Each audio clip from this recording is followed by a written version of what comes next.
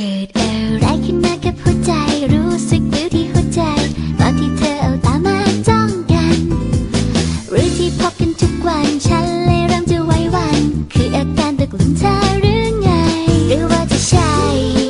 ก็ไม่เคยเป็นแบบนี้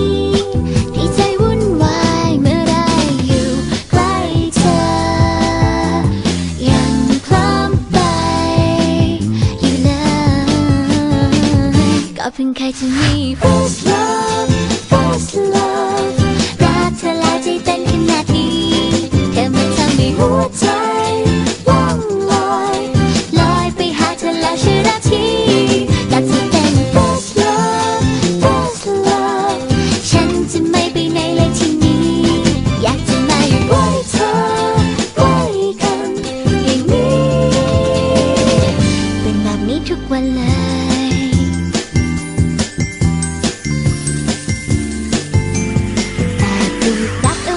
หัวใจเหมือนดอกไม้ในหัวใจ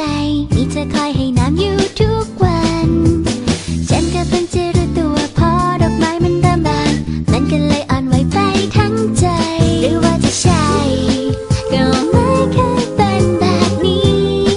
ที่ใจวุ่นวายเมื่อได้อยู่ใกล้เธอ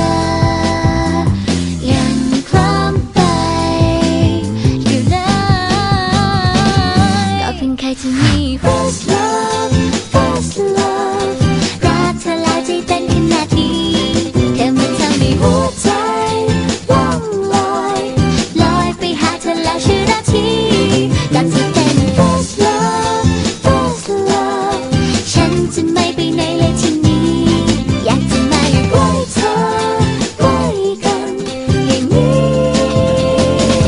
เป็นแบบนี้ทุกวันเลย